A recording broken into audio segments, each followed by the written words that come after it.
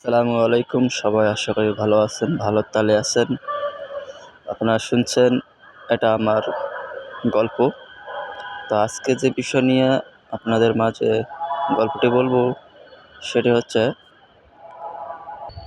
গল্পের নাম রাতের ভয়। রাত্রে আমরা অনেকে ভয় করে থাকি। সেই রাতের ভয়ের গল্প আপনারা এখন শুনবেন। পড়ছিলাম, লিখে পাঠিয়েছেন যিনি, তার নাম হচ্ছে আবুল কালাম। আবুল কালাম যেভাবেই পাঠাইছিলেন সেভাবে আমি শোনাচ্ছি গল্পটা। সে বলেছিল, আমি এক রাতের অন্ধকারে ঘুম থেকে উঠে মাছ মারতে যাই। কি মাছ মারতে গিয়ে যাবে? তার বন্ধু তাকে অনেক গভীর রাত্রে ডেকে নিয়ে মাছ মারতে নিয়ে গেল। স্বপ্নে সে মনে করছিল আমি স্বপ্ন দেখতেছি কি না, সত্যি সে মাছ ধরতে যাচ্ছে তার বন্ধুকে নিয়ে। বলাই হয়নি সে কথাটা। তার বন্ধু 2 বছর আগেই মারা গিয়েছিলেন এক রোড অ্যাক্সিডেন্টে। তারা দুই বন্ধু এমন গভীরভাবে বন্ধুত্ব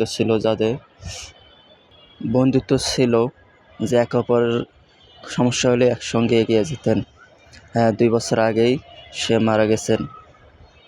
এক রাত্রে এসে তাকে মাছ মারতে নিয়ে গেলেন। তার নিয়ে গিয়েই তাকে অনেক ভয় দেখালেন। আপনারা তো জানেন না যে ছেলেটা মারা গেছে তার নাম কি। তার নাম হচ্ছে ইমরান আর আবুল কালাম আজাদ। এরা 2 ভাই। বন্ধুত্ব প্রায় 5 বছর ধরে। তারা কোনো সমস্যা হলেই এগিয়ে যেত একে অপরের। আবুল কালাম আর ইমরান মারা গিয়েছিলেন 2 বছর আগে রোড অ্যাক্সিডেন্টে। আবুল কালামের পরিবারে এক বোন, আবুল কালাম, তার মা, তার বাবা আর তার একটা বয়স্ক দাদা ছিল। সে দাদা তারে দেখতে পায়, বলে, কই যাস?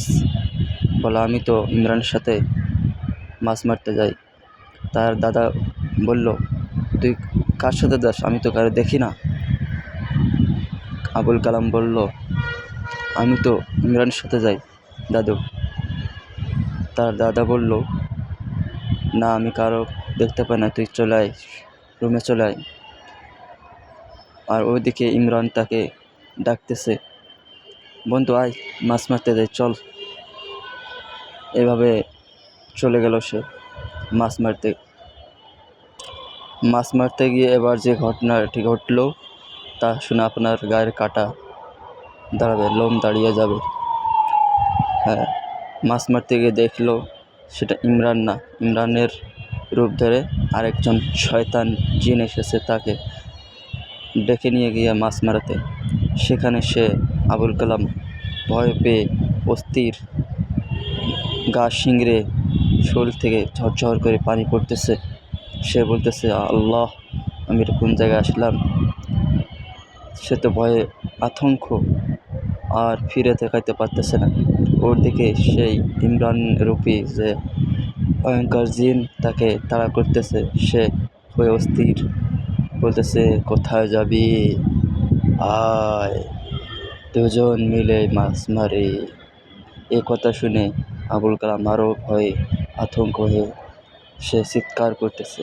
তার চিৎকার কেউ শুনতে পাইতেছে না। এদিকে রাত বাজে 3:30।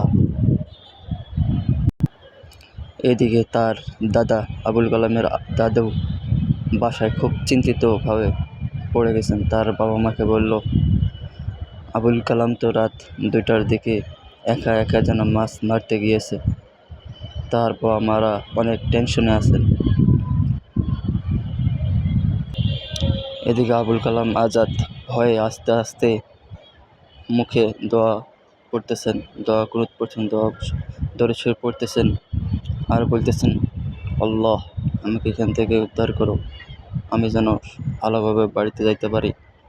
এদিকে ওই ইমরান নামের রূপীর ভয়ঙ্কর জিন আর তাকে ভয়ঙ্করভাবে ভয় দেখাচ্ছেন। একটা কথা ভেবে দেখেছেন কি আপনারা, যে আবুল কালাম আজাদ আর ওই ইমরান নামের রূপীর জিনটা তারা কোথায় মাছ মারতে গিয়েছে? তারা গিয়েছেন এক পুকুরের ধারে ভয়ঙ্কর জায়গায় জঙ্গল ছিল, সেখানে নাকি জিনের বসবাস। প্রায় 120টা বাড়ি আছে জিনের।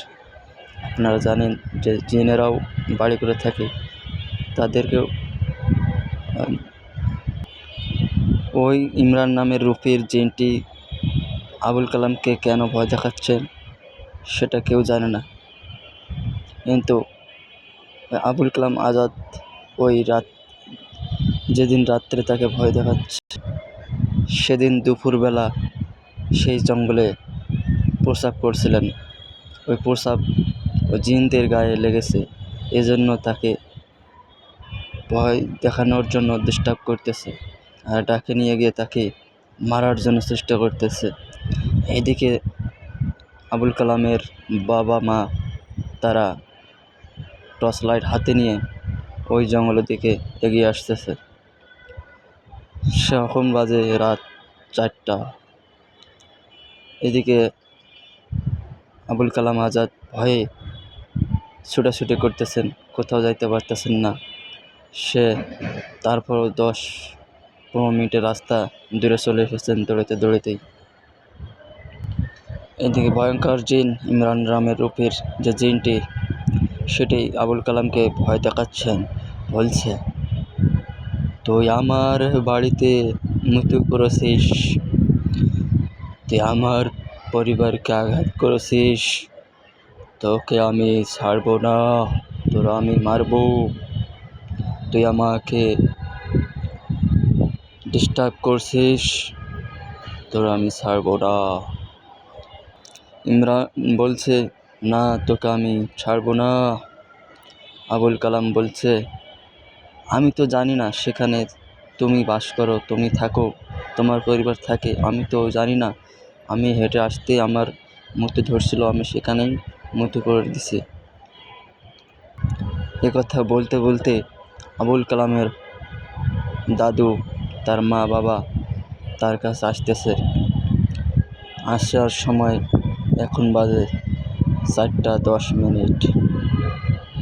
আবুল কালামের দাদু বলতেছে, ও তো গেছে ইমরানের সাথে।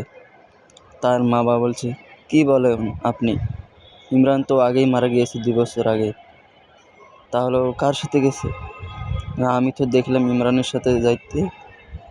ওর দাদু বলছিল ও নাকি ইমরানের সাথে যাইতেছে। তাহলে ওর রূপ ধরে অন্য কেউ এসেছে। এবার আবুল কালামের মা বাবা শিওর, এবার একটা খারাপ কিছু হতে চলেছে। তার মা বাবা আরও দ্রুত গতিতে